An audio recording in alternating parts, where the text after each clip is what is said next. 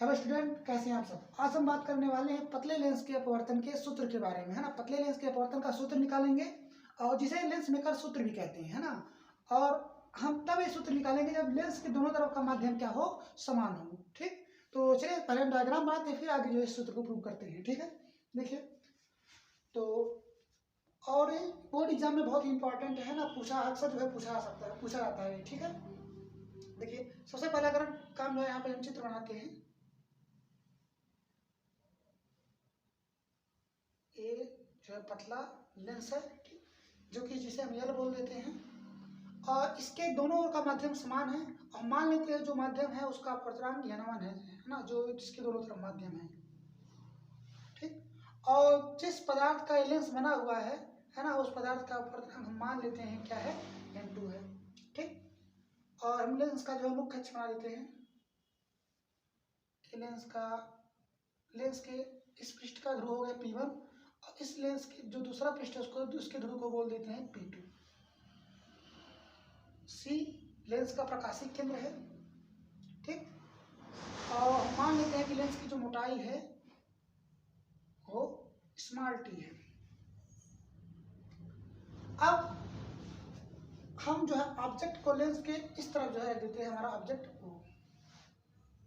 ठीक, तो स्टूडेंट हम क्या करेंगे, यहाँ से किरण को भेजेंगे, है ना, दो किरणें जो है अपवर्तन के पश्चात फाइनल कहाँ पे मिलेंगे वहां पे हम उसको देखेंगे कहाँ पे इसका प्रतिबिंब बन रहा है फाइनल। तो सबसे पहले अलग अलग करके देखते हैं कि ए वाला पृष्ठ जो है इसका किस प्रकार अपवर्तन करता है, फिर ए वाला पृष्ठ किस प्रकार अपवर्तन करता है, लास्ट में जो है हमको हमारा फाइनल इमेज प्राप्त होगा, फाइनल प्रतिबिंब। ठीक, तो देखिए यहाँ से एक किरण को हमने सीधे भेज दिया इस तरह से भैया। ठीक, तो अब जब ये किरण जाएगी यहाँ से, तो ये चूंकि ये उत्तल है ना जी, उभरा हुआ है, तो किरण उसको मोड़ेगा, मतलब ये लेंस जो है, जो लेंस का ये वाला पृष्ठ है, ये इसको मोड़ेगा। ठीक है, इस तरह से।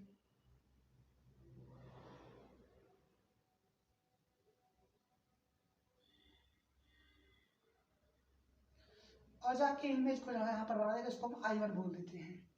ठीक, अब ए तो अपवर्तन हो गया पहले पृष्ठ से। अब जो दूसरा वाला पृष्ठ है ना, इसको जो वस्तु जो ये पहले पृष्ठ द्वारा जो प्रतिबिंब बना हुआ है यहाँ पर, ये वाला ए दूसरे पृष्ठ के लिए आभासी वस्तु का काम करेगा। ठीक है, जो पहले पृष्ठ के द्वारा अपवर्तन के पश्चात इस ऑब्जेक्ट का प्रतिबिंब यहाँ पे I1 बना हुआ है, ये दूसरे पृष्ठ के लिए वस्तु का काम करेगा, और पुनः दूसरा वाला पृष्ठ जो है इस प्रतिबिंब का इस आभासी वस्तु कह सकते हैं इसके लिए, इसका प्रतिबिंब जो है पुनः यहाँ पर बनाएगा। ठीक, तो जो आपको लास्ट में प्रतिबिंब प्राप्त होगा वो I होगा। ठीक है, तो आप पहले ही डायग्राम वहां पर जो है एग्जाम में बनाएंगे। ठीक है, अब देखिए यहाँ पर कुछ चीजें, ये यहाँ से जो है पहले पृष्ठ के लिए ये क्या है, वो वस्तु की दूरी है U। ठीक है, और पहले पृष्ठ के लिए P1 से लेके I1 तक की जो दूरी है, यहाँ से लेके यहाँ तक की दूरी है, इसको B1 बोल देते हैं, है ना। ये पहले पृष्ठ के लिए क्या है, प्रतिबिंब की दूरी है। ठीक है, अब बात करते हैं दूसरे पृष्ठ के लिए। दूसरे पृष्ठ के लिए जो इतनी दूरी है ये वस्तु की दूरी है, क्योंकि ये I1 जो है आभासी वस्तु है इसके लिए, और दूसरे पृष्ठ के लिए प्रतिबिंब की दूरी क्या हो जाएगी जी, यहाँ से P2 से I तक की हो जाएगी। ठीक है स्टूडेंट, देखिए यहाँ पर अब ऑब्जेक्ट से एक किरण तो ऐसे नहीं, और फाइनल जो है यहाँ पर इस तरह से चली जा रही है लास्ट में, और जो हमने यहाँ पर यहाँ से एक किरण और भेजा था जो तो इस तरह से जा रही है ना। तो अब चूंकि एक किरण प्रकाशित केंद्र से जा रही है तो सीधे चली जाएगी, तो जो दोनों किरणें लास्ट में यहाँ पे जाके मिलेंगी, और अब हमारे वस्तु का प्रतिबिंब यहाँ पे जाके I पे बन जाएगा। ठीक, हम करने क्या वाले हैं कि हम इस पृष्ठ के लिए अपवर्तन सूत्र लिखेंगे अलग से, इस पृष्ठ के लिए अपवर्तन सूत्र लिखेंगे अलग से, क्योंकि हम लोगों को गोलीय पृष्ठ के अपवर्तन का फार्मूला पता है ना, कि गोलीय पृष्ठ से जब अपवर्तन की घटना होती है उसके लिए अपवर्तन का फार्मूला क्या होता है। देखिए गोलीय पृष्ठ से अपवर्तन का सूत्र होता है कोई गोलीय पृष्ठ हो उससे अपवर्तन का जो फार्मूला होता है N2 बटे बी माइनस N1 बटे यू N2 माइनस N1 बटे आर। ये किसी गोलीय पृष्ठ से अपवर्तन का फार्मूला है। अगर कहीं गोलीय पृष्ठ पर अपवर्तन हो रहा है ना, उसके लिए ये सूत्र है। N2 जिस माध्यम में प्रकाश जा रहा है, N1 क्या है, मतलब N2 क्या है, जिस माध्यम में प्रकाश जा रहा है उसका अपवर्तनांक, N1 जिस माध्यम से प्रकाश आ रहा है ना, उसका अपवर्तनांक, B प्रतिबिंब की दूरी, U वस्तु की दूरी, है ना, फिर वही चीज है N2 N1, और R क्या है आपका गोलीय पृष्ठ जो भी है उसकी वक्रता त्रिज्या है। तो हम सबसे पहले इस पृष्ठ के लिए जो पहला पृष्ठ है इसके लिए अपवर्तन का फार्मूला लिखते हैं।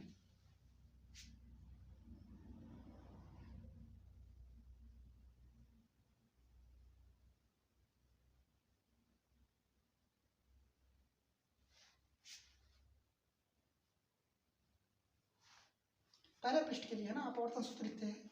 देखिए माध्यम हमारा क्या है N1, पहले N1 माध्यम से N2 माध्यम में जा रहा है ना, जिसमें जा रहा है N2 माध्यम है, लिखेंगे आप N2 बटे वस्तु की दूरी और B क्या है प्रतिबिंब की दूरी है ना, यहाँ से प्रतिबिंब की दूरी क्या है B1 है, B1 माइनस N1 वस्तु की दूरी क्या है U है, U बराबर N2 माइनस N1, और मान लेते हैं कि पहले पृष्ठ की जो वक्रता त्रिज्या है R1 है, R1 ठीक। इसे हम बना देते हैं समीकरण नंबर 1। स्टूडेंट ऐसे ही जो है दूसरे पृष्ठ के लिए भी हम अपवर्तन सूत्र लिखते हैं।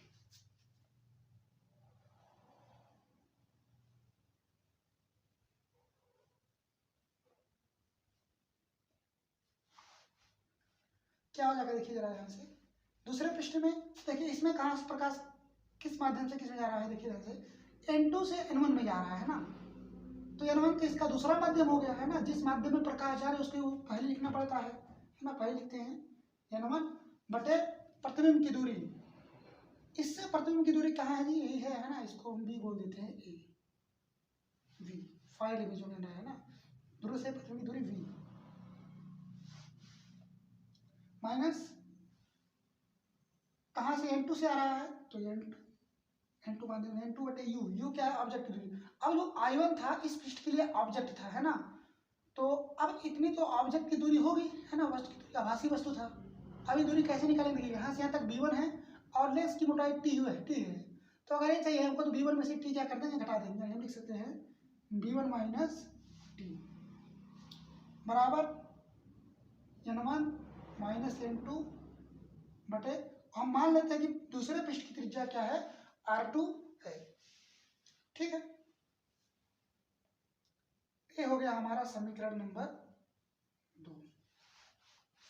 अब देखिए चूंकि हमारा लेंस बहुत क्या है पतला है, तो टी को हम क्या कर सकते हैं, इग्नोर कर सकते हैं, टी को हम जो है 0 कर सकते हैं, ठीक है। चूंकि लेंस क्या है बहुत पतला, हम जो है यहाँ पे कंसीडर किए हैं है ना, तो टी लिखेंगे, चूंकि टी क्या है बहुत है ना, मतलब 0 के करीब है, बहुत क्या है जी पतला है, इसके लिए हम वहां पर 0 पुट कर देंगे, ठीक है।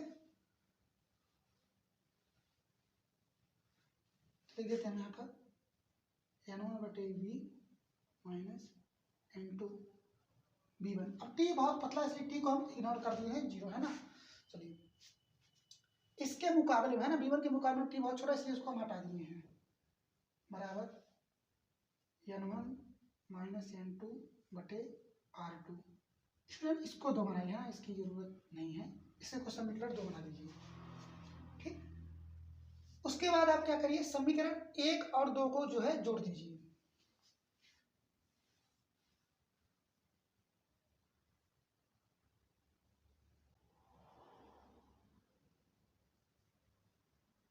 समीकरण 1 तथा 2 को जोड़ने पर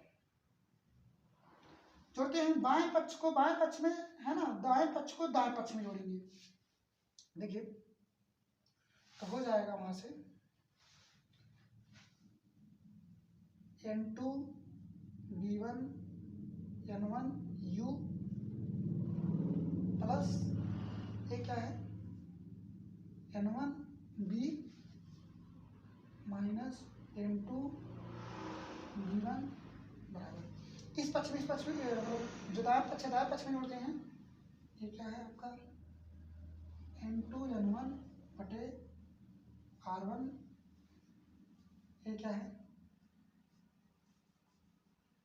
प्लस n1 माइनस n2 बटे r2। इस तरह से स्टूडेंट जोड़ देंगे, है ना। कोष्टक हटाते हैं, देखिए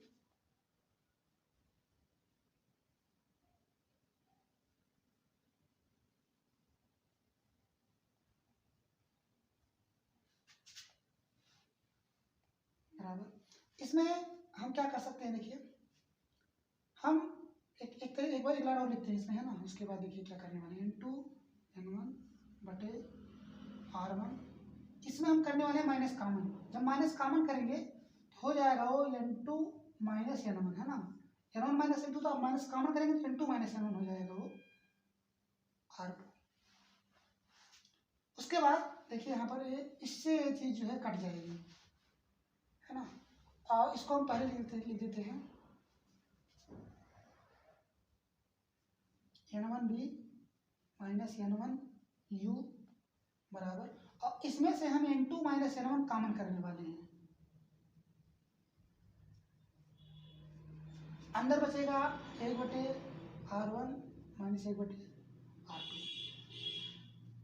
स्टूडेंट इतना करने के बाद अभी आगे करेंगे जो अच्छा नीचे एक लाइन कर देते हैं, ना। n1 इसमें से हम कॉमन कर सकते हैं, हम कर दोनों और जो है 1/n1 से गुणा करने के लिए, ठीक है। दोनों पक्षों में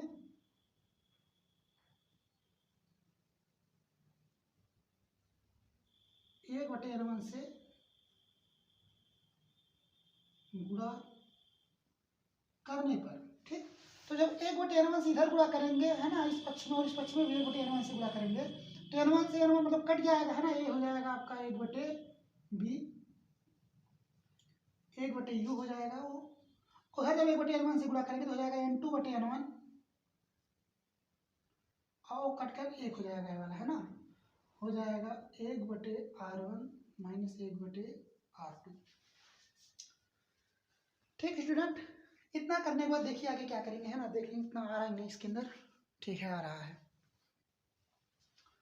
अब इसके बाद जो है हम मिटाते हैं इधर, है ना। उसके बाद लिख के बताते हैं क्या होगा। चलिए इसको मिटाते हैं।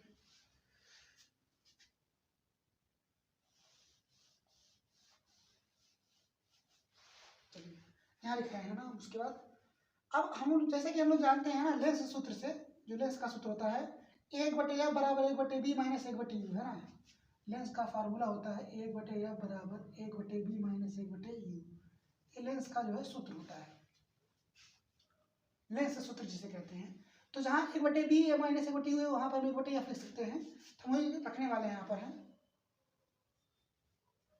1/f बराबर, और देखिए यहाँ पर n2/n1।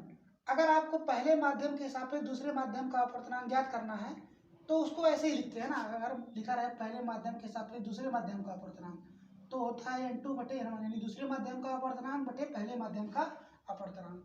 तो इस जो लिखा गया n2/n1 हम उसको सिंपल लिख देते हैं n1, खाली इस तरह से लिख देते हैं 1n2,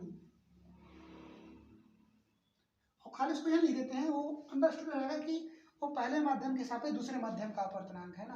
और कहीं अगर वायु निर्वात हुआ तो हमको, अगर हमारे दोनों तरफ वायु है तो उसको हमको पहले माध्यम के हिसाब से दूसरे माध्यम का अपवर्तनांक लिखने की जरूरत नहीं, खाली उसको भी लिख सकते हैं यहाँ पर, है ना। n-1 1/r1 minus 1/r2। तो जो ए यहाँ पर निकला हुआ है ना, 1/f बराबर n-1 1/r1 माइनस 1/r2, इसी को बोलते हैं पतले लेंस के लिए अपवर्तन का सूत्र, ठीक है। यहाँ पे हम लिख ही देते हैं। अगर मान लीजिए दोनों तरफ वायु नहीं हुआ तो आपको लिखना पड़ेगा, है ना। 1n2 लिख देते हैं, पहले माध्यम के हिसाब से दूसरे माध्यम का अपवर्तनांक। तो यही क्या है, पतले लेंस के लिए अपवर्तन का सूत्र है।